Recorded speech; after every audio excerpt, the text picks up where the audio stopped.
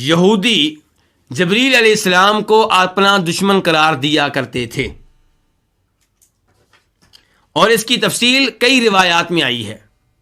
مثال کے طور پہ امام بخاری رحمہ اللہ روایت کرتے ہیں اپنی صحیح میں کہ عبداللہ بن سلام نے جب سنا کہ نبی علیہ الصلوۃ والسلام مدینہ تشریف لا چکے ہیں تو وہ اپنے باغ میں تھے، فوری طور پہ نبی علیہ الصلوۃ والسلام کی طرف آئے اور پھر آپ سے کہا کہ میں آپ سے 3 سوال کرنے لگا ہوں، یعنی کہ ان 3 سوالوں سے عبداللہ بن سلام چیک کرنا چاہتے تھے کہ آپ اللہ کے نبی ہیں یا اس دعوے میں آپ جھوٹے ہیں۔ اور سوال کیا تھے؟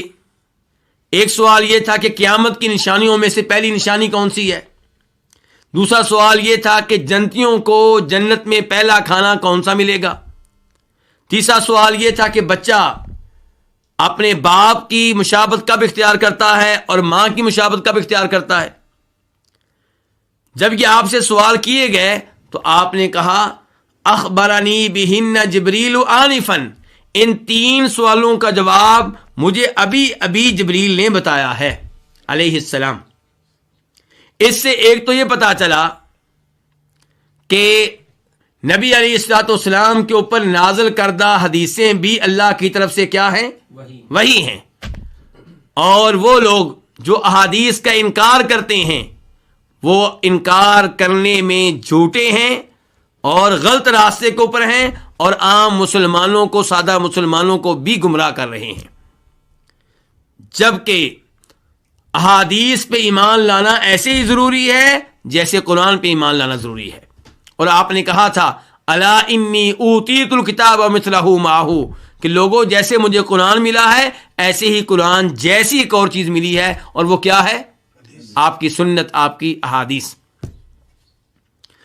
دوسرے نمبر پہ جب آپ نے یہ الفاظ ادا کیے تو عبداللہ بن سلام کہنے لگے کہ یہ تو وہ فرشتہ ہے جو ہم یہودیوں کا دشمن ہے۔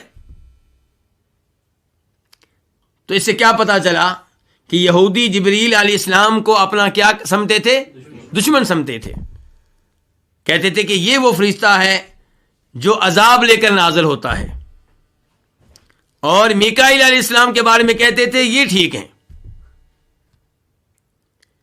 چنانچہ عبداللہ ابن عباس روایت کرتے ہیں کہ کچھ یہودی نبی علیہ الصلوۃ والسلام کے پاس آئے اور کہا کہ ہم آپ سے چند سوال کرنا چاہتے ہیں، اگر آپ نے ان سوالوں کے صحیح جواب دے دیے تو ہم مان جائیں گے کہ آپ واقعی نبی ہیں، ہم آپ کا کلمہ پڑھ لیں گے، آپ کے پیروکار بن جائیں گے۔ انہوں نے سوال کیے اور نبی علیہ الصلوۃ والسلام نے جواب دیے، اور وہ آپ کے جوابات پہ مطمئن تھے۔ معاہدے کے مطابق ان کو اب مسلمان ہو جانا چاہیے تھا، اور آپ نے سوالوں کا جواب دینے سے پہلے ان سے عہد لیا تھا کہ اگر میں تمہارے سوالوں کا جواب درست دوں تو تم ایمان لاؤ گے، اور انہوں نے وعدہ کیا تھا کہ ہم ایمان لائیں گے۔ لیکن اب ایمان لانے کی بجائے کہتے ہیں بس آخری بات ہمیں بتا دیں کہ آپ کے اوپر وحی لانے والا فرشتہ کون ہے؟ آپ نے کہا وہ جبریل علیہ السلام ہے۔ تو کہنے لگے اگر آپ کہتے میکائیل ہے تو ہم ایمان لے آتے، آپ کہہ رہے ہیں کہ آپ کے اوپر وحی لانے والے جبرائیل ہیں اور وہ تو ہمارے یہودیوں کے دشمن ہیں، تو اس لیے ہم آپ کے اوپر ایمان نہیں لائیں گے۔ یہ ان کو ایک بہانہ ملا، ان کو یہ عذر ملا۔ تو اللہ تعالیٰ کیا کہتے ہیں اس آیت میں؟ قل، آپ کہہ دیں من کان عدوا لجبریل، جو دشمن ہے کس کا؟ جبریل کا۔